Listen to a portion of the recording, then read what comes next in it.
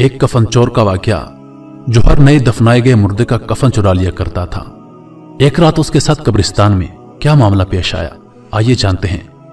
प्यारे दोस्तों, जिन लोगों ने हमारे चैनल को सब्सक्राइब नहीं किया वो हमारे चैनल को सब्सक्राइब कर लें और चैनल पर मौजूद घंटी के बटन को दबा लें ताकि हमारे लेटेस्ट अपडेट्स नोटिफिकेशंस के जरिए आपको हासिल हों। एक बुजुर्ग जिनका नाम हजरत सैयदना अबू इसहाक रहमतुल्लाह अलैह है, आप फरमाते हैं कि एक शख्स हमारी महफिल में आया करता था मगर उसका आधा चेहरा हमेशा छुपा रहता था। एक मर्तबा मैंने उससे पूछा कि तुम अपना आधा चेहरा छुपाए रखते हो, इसकी क्या वजह है, मुझे इस राज से आगाह करो।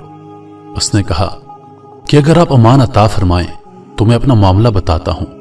मैंने कहा कि बताओ असल मामला क्या है। इजाजत मिलने पर उसने अपनी दास्तान इबरत कुछ इस तरह सुनाई। उसने कहा कि मैं कफन चोर था। मैंने कई कब्रों से कफन चुराए। जब भी किसी नई कब्र के मुतालिक मालूम होता तो फौरन वहां पहुंचकर कफन चुरा लाता। एक मर्तबा एक औरत का इंतकाल हुआ। जब उसे दफना दिया गया तो मैं रात को कब्रिस्तान पहुंचा और कब्र खोदना शुरू कर दी।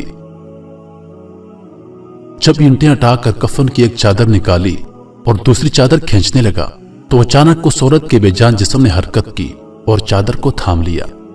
मैंने कहा, तुम्हारा क्या ख्याल है, तुम मुझ पर गालिब आ जाओगी? ऐसा हरगिज नहीं हो सकता। यह कहकर मैं घुटनों के बल बैठ गया और पूरी कुव्वत से कफन खींचने लगा। यह कायक उस औरत ने एक जोरदार थप्पड़ मेरे चेहरे पर मारा। दर्द की शिद्दत से मैं बेकरार हो गया और मेरे चेहरे पर बहुत ज्यादा जलन होने लगी। यह कहकर उस कफन चोर ने अपने चेहरे से कपड़ा हटाया तो उसके गाल पर उंगलियों के निशान बिल्कुल वाज़ेह थे। मैंने कहा कि अच्छा फिर क्या हुआ? उसने कहा फिर मैंने चादर वापस उस औरत पर डाल दी और जल्दी जल्दी कब्र पर मिट्टी डालकर बराबर कर दिया और पुख्ता इरादा कर लिया कि जब तक जिंदा रहूंगा कभी भी कफन नहीं चुराऊंगा। अल्लाह मेरे साबका गुनाहों को माफ फरमाए और मुझे तौबा पर इस्तकामत अता फरमाए। हजरत सैयदना अबू इसहाक रहमतुल्लाह अलैह फरमाते हैं, उस कफन चोर का सारा वाकया लिखकर मैंने हजरत सैयदना अबू औजारी रहमतुल्लाह अलैह की तरफ रवाना किया। उन्होंने यह जवाब लिखकर भेजा कि तेरा भला हो, उससे पूछ कि जो मुसलमान किबला रू दफनाए गए थे क्या सबके चेहरे किबला की तरफ थे या किबला से फिर चुके थे।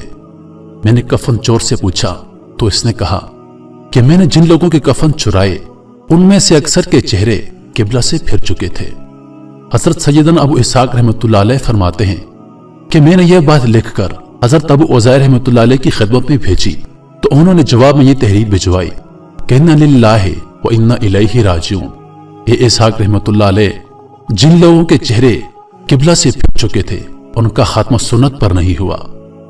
प्यारे दोस्तों, अल्लाह हमें अपनी हिफ्ज़ व अमान में रखे और हमारा खात्मा हुजूर सल्लल्लाहु अलैहि वसल्लम की सुन्नत पर फरमाए। इस दास्तान इबरत में हमारे लिए इबरत के बेशुमार मदनी फूल मौजूद हैं।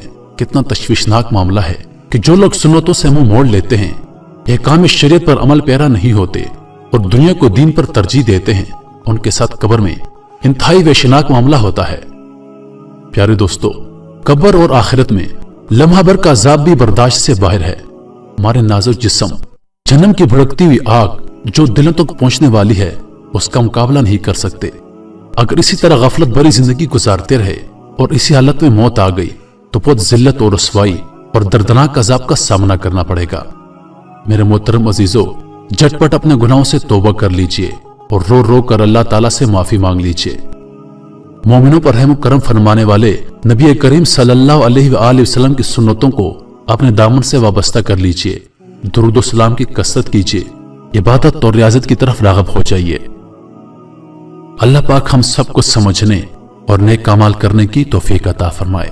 मजीद वीडियोस देखने के लिए हमारे चैनल को सब्सक्राइब करें और दिन की ताज़ा तरीन अपडेट्स के लिए चैनल पर मौजूद घंटी के बटन को दबाएं ताकि हमारी वीडियो सबसे पहले आप तक पहुंचे। अपनी दुआ में याद रखिएगा। अल्लाह पाक आप सबका हाफिज व निगहबान। वस्सलाम।